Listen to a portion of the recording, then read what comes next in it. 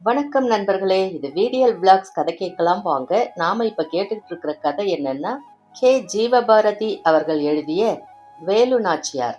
போன எபிசோட்ல தாண்டவராயன் பிள்ளை மருதநாயகத்தின் மாளிகைக்கு அவனுடைய குழந்தைய பாக்குறதுக்காக பரிசு பொருட்களோட மதுரைக்கு போயிட்டு இருக்கிறாரு. அது வரைக்கும் போன எபிசோட்ல பார்த்தோம். அதுக்கப்புறம் என்ன நடந்துச்சுன்னு இந்த எபிசோட்ல பார்க்கலாம். வேலு நாச்சியார் பகுதி 13, 14. மருதநாயகத்தின் மாளிகை. தாண்டவராயன் பிள்ளை மருதநாயகத்தின் மனைவி மாசாவையே பார்த்து கொண்டிருந்தார்.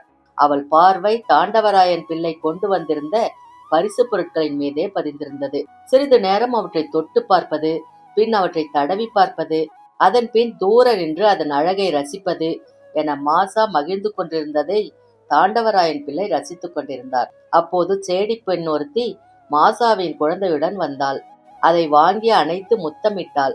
தாண்டவராயன் பிள்ளை கொண்டு வந்த புத்தாடையை போட்டு மகிழ்ந்தாள். அதன் தலையில் தங்க தலைப்பாகையை சூடி பார்த்தாள். அதை இன்னதென்று அறியாத அவள் குழந்தை தனது பொக்கை வாய் திறந்து சிரித்தது. அந்த அழகு சிரிப்பு தாண்டவராயன் பிள்ளையையும் தழுவிக்கொண்டது. அழகுக்கு அழகு சேர்ப்பது போல் தாண்டவராயன் பிள்ளை வாங்கி வந்த ஆடைகளும் அணிகலன்களும் குழந்தைக்கு கச்சிதமாக அமைந்திருந்தது. மாசா போர்த்துகீசிய பெண்ணாக இருந்தும் தமிழர்களின் கலையுணர்வில் தன்னை இழந்தவள். அதனால்தான் தமிழன் மருதநாயகத்தை காதலித்து கைப்பிடித்தாள். புத்தாடையும் தங்க தலைப்பாகையையும் தரித்த பின் குழந்தையை மாசா தங்க தொட்டிலில் இட்டாள். மீண்டும் அவள் குழந்தையை தூக்க நினைத்த போது அது அழுதது. அவள் விலகி நின்ற போது சிரித்தது. தாம் வாங்கி வந்த பரிசு பொருட்கள் குழந்தையின் பிஞ்சு உள்ளத்திலும் ஒட்டி கொண்டதில் தாண்டவராயன் பிள்ளை பூரித்து போனார். தங்க தொட்டில் ஆட, அதில் அமர்ந்தபடி குழந்தை சிரிக்க, அது கண்டு மாசா கை கொட்டி சிரிக்க, இவற்றையெல்லாம் தாண்டவராயன் பிள்ளையின் கண்கள் கவனித்தாலும் வந்த காரியமே அவர் நெஞ்சில் நிறைந்திருந்தது. அப்பொழுது, என் குழந்தைக்கு பலரும் பல பரிசு பொருட்களை கொண்டு வந்து இந்த அரண்மனையில் குவித்தனர். ஆனால் நீங்கள் கொண்டு வந்திருக்கும் இவற்றிற்கு இணையாக எதுவும் இல்லை என்று சொல்லிக் கொண்டிருக்கும் போதே, அரிய பொருட்களை தங்கள் குழந்தைக்கு அன்பளிப்பாக கொடுக்க வேண்டும் என்று எங்கள் மன்னர் விரும்பினார். அதனால்தான் இவ்வளவு கால தாமதம். தூத்துக்குடியில் இருக்கும் ஒரு பொற்கொள்ளரிடம் செய்ய கொடுத்து நான் உடனிருந்து பார்த்து பார்த்து செய்தது. இப்போது உங்கள் உள்ளம் பூரிப்பது போல் எங்கள் மனமும் மகிழ வேண்டும் என்றார் தாண்டவராயன் பிள்ளை. அதற்கு நான் என்ன செய்ய வேண்டும் என்பது போன்று மாசா பார்த்தாள். உங்கள் கணவர் எங்கள் சிவகங்கை சீமை மீது பகை கொண்டிருப்பதாக அறிகிறோம். அது சரியல்ல. வெள்ளைக்காரர்கள் தான் வரி என்ற பெயரில் எங்கள் சுயாதிபத்தியத்தில் சொந்தம் கொண்டாட முயல்கின்றனர். உங்கள் கணவர் எங்கள் மண்ணில் பிறந்தவர், அதுவும் என் சமூகத்தை சார்ந்தவர். அதனால்தான் புலித்தேவரை தோற்கடிக்க அவருக்கு எங்கள் படையை கொடுத்து உதவினோம். இதையெல்லாம் மறந்துவிட்டு வெள்ளையரோடு சேர்ந்து கொண்டு எங்களிடம் வரி கேட்பது என்ன நியாயம்? இது பற்றி நீங்கள் அவருக்கு எடுத்து சொல்ல வேண்டும் என்று தாண்டவராயன் பிள்ளை சொல்லி முடிப்பதற்குள் அங்கே மருதநாயகம். என்ன என்பது போல் மருதநாயகம் தமது மனைவி மாசாவை பார்த்தான். சிவகங்கை சீமையிலிருந்து நம் குழந்தைக்கு பரிசு பொருட்களை கொண்டு வந்திருக்கிறார். அது பற்றி பேசிக் கொண்டிருந்தோம் என்றாள் மாசா. அறிமுகமில்லாதவரை பார்ப்பது போல் தாண்டவராயன் பிள்ளையை மருதநாயகம் பார்த்தான். அதில் ஆணவம் ஓங்கி இருந்தது. அடுத்து அவர் கொண்டு வந்த பரிசு பொருட்களின் மீது அவன் பார்வை சென்றது. அதிலும் அலட்சியமே குடிக்கொண்டிருந்தது.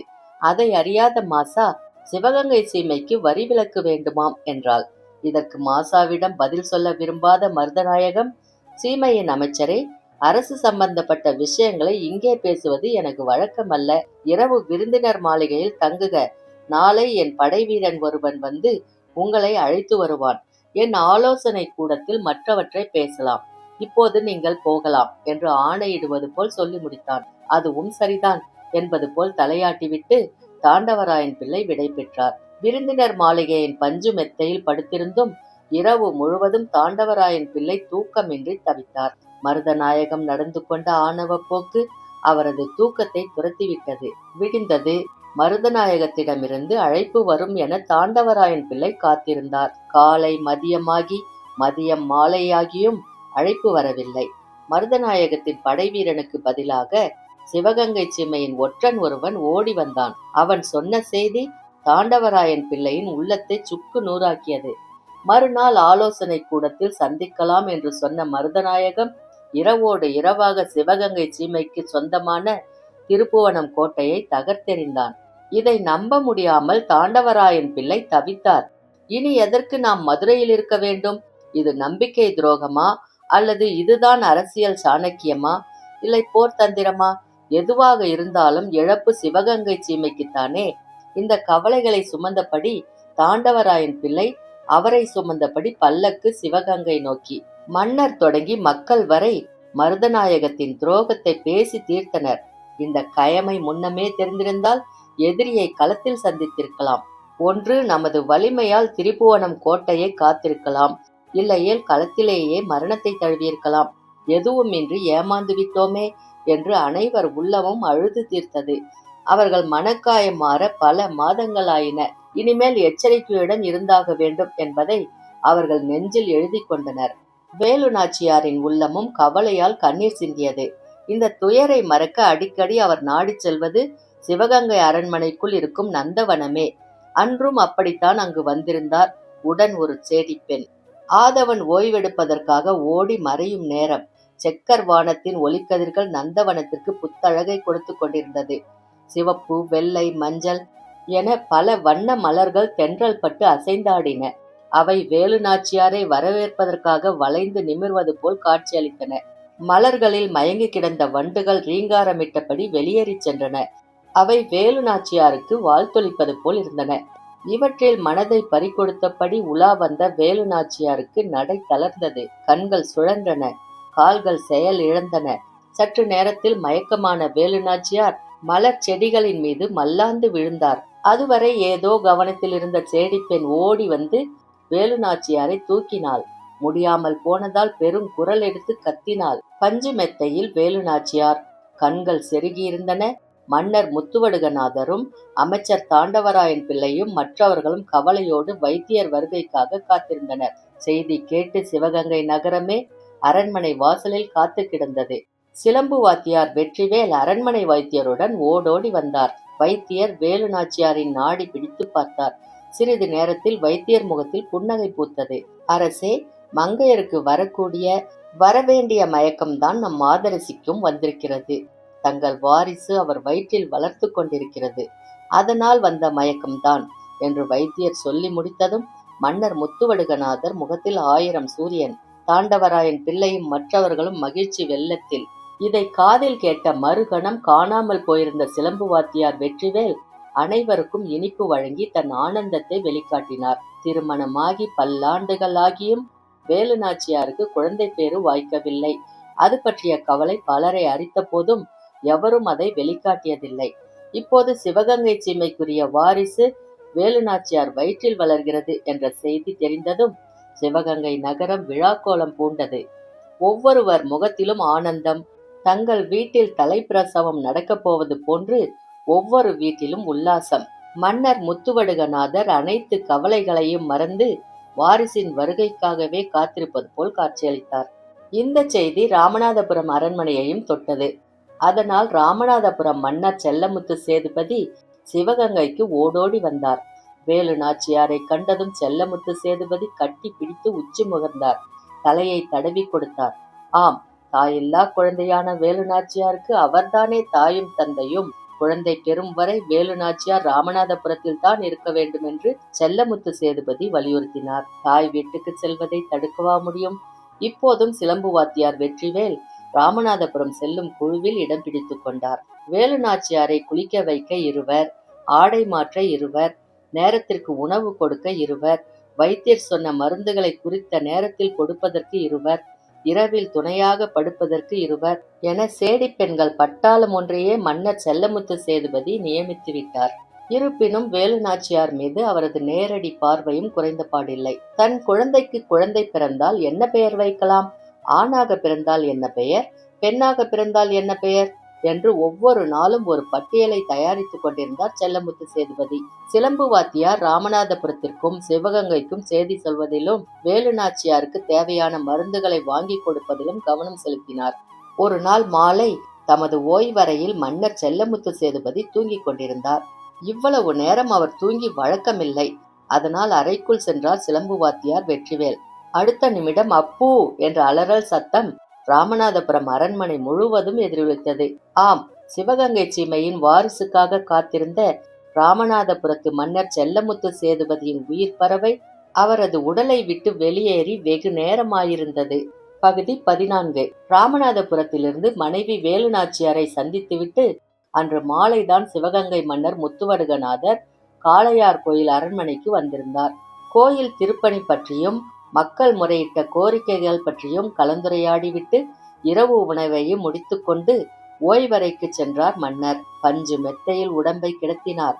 ஆனால் அவர் உள்ளம் மட்டும் ராமநாதபுரத்தில் இருக்கும் வேலுநாச்சியாரை சுற்றியும் அவரது வயிற்றில் வளர்ந்து கொண்டிருக்கும் சிசுவை பற்றியுமே சிந்தித்துக் கொண்டிருந்தது. அதனால் அவரது விழிகளை தூக்கம் தொடாமல் விலகிக் கொண்டிருந்தது. இந்த வேளையில் எங்கிருந்தோ ஒரு பாட்டோசை அவர் காதை தொட்டது. அந்த குரல் வந்த திசையில் மன்னர் பார்வையை செலுத்தினார். அப்போதும் குரல் கேட்டதே தவிர குரலுக்குரியவர் தென்படவில்லை. அந்த குரலும் அரண்மனைக்கு அருகில் இருந்துதான் வருகிறது என்பதை மன்னர் அறிந்தார். அதனால் சுற்றுமுற்றும் விழிகளை சுழல விட்டார். அப்போதும் குரலுக்குரியவரை மன்னரால் கண்டுபிடிக்க இயலவில்லை. குயிலின் குரல் என்று அந்த குரலை சொல்வது கூட பொருத்தமற்றது. ஏனெனில் குயில் கூட தன் குரலை இந்த குரலுக்கு சொந்தக்காரியிடமிருந்துதான் இரவல் வாங்கியிருக்க வேண்டும். அவ்வளவு இனிமை.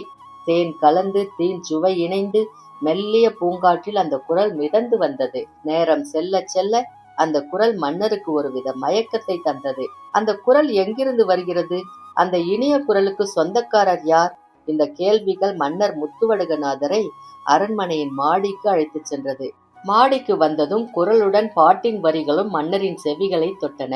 மன்னர் பெருமகனாம், மாவீரர் திருக்குலமாம், சின்னஞ்சிறுவிழியில் சிரிக்கும் கலைநயமாம், வானத்து சந்திரரும் வாய்ப்பிளந்து நிற்கும்படி வாய்த்த பேரழகாம், வாலிபத்தின் தீஞ்சுவையாம் என்ற அந்த பாடலை கேட்டு மன்னர் முத்துவடுகநாதர் விழித்தார். இந்த பாடல் நம்மை பற்றி வர்ணிக்கிறதா அல்லது தூங்க மறுத்த குழந்தையை தொட்டிலிட்டு ஒரு தாய் பாடும் தாலாட்டா என்பது புரியாமல் மன்னர் குழம்பினார். ஒவ்வொரு திசையிலும் மன்னர் முத்துவடுகநாதர் விழிகள் ஓடிச் செல்வதும் பின் குரலுக்குரியவரை கண்டுபிடிக்க முடியாமல் சோகத்துடன் திரும்புவதும் அங்கே வெகு நேரம் நடந்தது. பாட்டு கேட்கிறது, ஆனால் பாடுபவர் கண்ணில் படவில்லையே என்ற ஏக்கத்தோடு அரண்மனைக்கு இடதுபுறத்தில் இருக்கும் ஒரு மாளிகை மீது மன்னர் கண்களை பதித்தார். அங்கே ஜன்னல் அருகே ஒரு ஊஞ்சல், அதன் அருகே ஒரு பெரிய விளக்கு. அந்த விளக்கின் ஒளி அந்த ஊஞ்சலில் அமர்ந்திருந்தவரின் மீது பட்டு தெரித்தது. மன்னரின் உள்ளம் கை கொட்டி மகிழ்ந்தது. ஆம், இதுவரை அவர் கேட்டுக்கொண்டிருந்த இனிய குரலுக்கு சொந்தக்காரர் ஓர் இளம்பெண். அந்த விளக்கொளி அவளை பேரழகி என்பதை உறுதிப்படுத்தியது. அவளுடைய தங்க மேனியில் பட்டு தடுமாறிய விளக்கொளி தரையை தொட்டது. அவளுக்கு தாமரை முகம் என்று சொல்வது தவறான செய்தி. ஏனெனில் தாமரையே அவளுக்கு முகமாயிருந்தது. அவள் பாடும்போது அவளுடைய 2 இதழ்களும் அசைந்தாடியது. அது செங்கனி துண்டுகள் இரண்டும் ஒன்றை ஒன்று உரசி விளையாடுவதை உணர்த்தியது. தற்செயலாக அவள் ஜன்னல் பக்கம் திரும்பினாள். தூரத்தில் இருந்த போதும் அந்த விளக்கொளியில் அவள் விழிகள் தெரிந்தன. சிறிய வெண்சங்கின் மையத்தில் ஒரு கருப்பு திராட்சையை ஒட்டி வைத்தது போல் அவள் விழிகள் காட்சியளித்தன.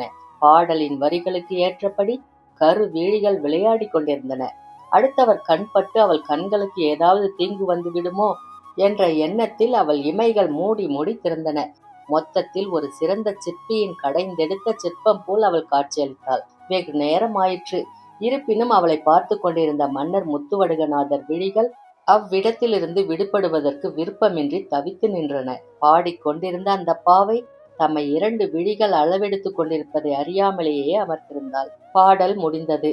அப்போதும் மன்னரின் பார்வை அவள் மீதே. ஊஞ்சலிலிருந்து எழுந்த அவள் ஜன்னலின் அருகே வந்தாள். மெதுவாக ஜன்னலை இழுத்து மூடினாள். ஆனால் மன்னர் முத்துவடுகநாதரின் உள்ள கதவுகள் மூட மறுத்தன. இருப்பினும் இனியும் இங்கே நின்று கொண்டிருப்பதால் என்ன பயன்? வேறு வழியின்றி பஞ்சு மெத்தையை நாடி அவர் கால்கள் சென்றன. விழிகளை மூடினார். விழிகளுக்குள்ளும் அவள். அரண்மனை சுவற்றை பார்த்தார். அங்கும் அவள் சிரித்தாள். தலையணையில் முகம் புதைத்தார். ஆனால் தலையணையிலும் அவள் தலை தெரிந்தது. இனி தூக்கம் ஏது? மன்னர் முத்துவடுகநாதர் துவண்டார். மன்னர் முத்துவடுகநாதரின் உள்ளம் முழுவதும் அந்த ஓவிய மங்கையே உட்கார்ந்திருந்த வேளையில் ராமநாதபுரம் அரண்மனையில் வேலுநாச்சியார் ஒரு பெண் மகவை பெற்றெடுத்தார். வேலுநாச்சியாருக்கு இது தலைப்பிரசவம், அதுவும் சுகப்பிரசவம். அனைவரும் ஆனந்தத்தில் ஆடி தீர்த்தனர். சிலம்பு வாத்தியார் வெற்றிவேல் மகிழ்ச்சி கடலில் மிதந்து கரைந்தார். இந்த செய்தி சிவகங்கை மன்னர் முத்துவடுகநாதருக்கு சொல்லப்பட்டது. ஓடோடி வந்தார். குழந்தையை அள்ளி எடுக்க அவர் உள்ளம் துள்ளியது. இருப்பினும் தொட்டிலில் கிடந்த அந்த தூய மலரை கண்கொட்டாமல் பார்த்து ரசித்தார். வேலு நாச்சியார் அருகில் அமர்வது, தன் வாரிசை உற்று பார்ப்பது, அது எதையோ கண்டு சிரிப்பதைக் கண்டு தானும் சிரித்து மகிழ்வது, உண்பது, உறங்குவது என ஒரு வாரம் மன்னர் முத்துவடுகநாதரின் காலம் கடந்தது. அனைவரிடமும் விடை பெற்று செல்லும்போது, அடுத்த மாதம் வந்து வேலு நாச்சியாரையும் வாரிசையும் அழைத்துச் செல்வதாக மன்னர் சொல்லிச் சென்றார். வேலு நாச்சியார் சிவகங்கை புறப்படும் நாள் நெருங்கியது. இந்த காலகட்டத்தில் ராமநாதபுரத்து அமைச்சரான முத்து இருளப்ப பிள்ளை அடுத்து என்ன செய்வது என்பது பற்றி யோசிக்கலானார். யோசித்து யோசித்து முடிவு காண முடியாமலேயே அமைச்சர் தவித்தார். இறுதியில் வேலு நாச்சியாரிடமே விடை கேட்பது என்ற முடிவோடு அவரின் முன்னால் பவ்யத்தோடு நின்றார். வேலு நாச்சியார், அமைச்சர் அவர்களே, என்ன விஷயம் என்றார். தாயே, இந்த ராமநாதபுரம் சீமை இதுவரை மன்னரின்றி இருந்ததில்லை. நம் மன்னர் மறைந்த பின்பும் மகப்பேருக்கு வந்த நீங்கள் மன்னர் இல்லாத குறையை தீர்த்து வந்தீர்கள். விரைவில் உங்களை சிவகங்கைக்கு அழைத்துச் செல்ல சிவகங்கை மன்னர் வந்து விடுவார். அதன் பின் மன்னரின்றி இந்த மண் இருக்க நேருமே. இதற்கொரு வழி காணாமல் நீங்கள் சென்று விட்டால் நாங்கள் வழி தெரியாமல் வாழ இயலுமா என்று சோகம் கலந்த குரலில் ராமநாதபுரம் அமைச்சர் முத்து இருளப்ப பிள்ளை சொல்லி முடித்தார். அமைச்சர் அவர்களே, உங்கள் வினா விவேகமானதுதான். மன்னராகிய என் தந்தையும் இப்போது இல்லை. என்னை விட்டால் என் தந்தைக்கு வேறு வாரிசும் இல்லை. பிறந்த நாட்டுக்கு நான் ராணியாக இருப்பதை விட புகுந்த நாட்டில் நான் சிறந்த மருமகளாக இருப்பதே சிறந்தது. அதற்காக ராமநாதபுரத்தை அனாதையாக்கி விட்டு செல்ல நான் விரும்பவில்லை. என் அத்தை மகன் முத்துராமலிங்க சேதுபதிக்கு முடிசூட்ட ஏற்பாடு செய்யுங்கள். அவன் 6 வயது நிரம்பாத பாலகன் என்பதை நான் அறிவேன். அவன் சார்பில் என் அத்தை முத்து திருவாயி நாச்சியார் அரசாளுவார். இதன் மூலம் வாரிசு போரும் தடுக்கப்படும். இந்த நாட்டின் வரலாறும் புதுப்பிக்கப்படும். முத்துராமலிங்க சேதுபதிக்கு முடிசூட்டும் நாளன்று என் மகளுக்கு பெயர் சூட்டும் விழாவுக்கும் ஏற்பாடு செய்யுங்கள் என்று வேலு நாச்சியார் சொல்லி முடித்தார். முத்துராமலிங்க சேதுபதிக்கு முடிசூட்டு விழா, வேலு நாச்சியார் மகளுக்கு பெயர் சூட்டு விழா 2 விழாக்களும் இணைந்து நடந்ததால் ராமநாதபுரம் நகர் முழுவதும் விழாக்கோலம் பூண்டது. சிவகங்கை சீமையின் பாதி ராமநாதபுரத்தின் அரண்மனைக்குள் நுழைந்தது. புதிய மன்னரை பார்ப்பதற்காக கூட்டம் முண்டியடித்தது.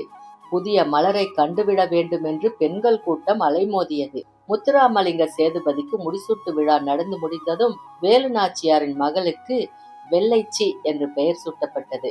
வெள்ளைச்சி நாச்சியார் வாழ்க என்ற கோஷம் ராமநாதபுரத்து அரண்மனை முழுவதும் எதிரொலித்தது. 2 விழாக்களும் இனிதே முடிந்தன. மறுநாள் காலை குழந்தை பெறுவதற்காக ராமநாதபுரம் வந்த வேலு நாச்சியார் முத்துராமலிங்க சேதுபதி என்ற குழந்தைக்கு முடிசூட்டிவிட்டு பல்லக்கில் ஏறினார்.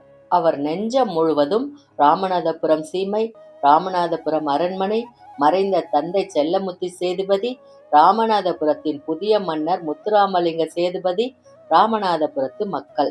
ஆனால் மன்னர் முத்துவடுகநாதரின் உள்ளத்தில் காளையார் கோயிலில் கண்ட காரிகை மட்டுமே நிறைந்திருந்தாள். அதுவரைக்கும் இந்த பகுதியில பார்த்தோம். அதுக்கப்புறம் என்ன நடந்துச்சுன்னு அடுத்த பகுதியில பார்க்கலாம். அதுவரைக்கும் உங்களிடமிருந்து நன்றி கூறி விடைபெறுவது VDL Vlogs VDL. நன்றி, வணக்கம்.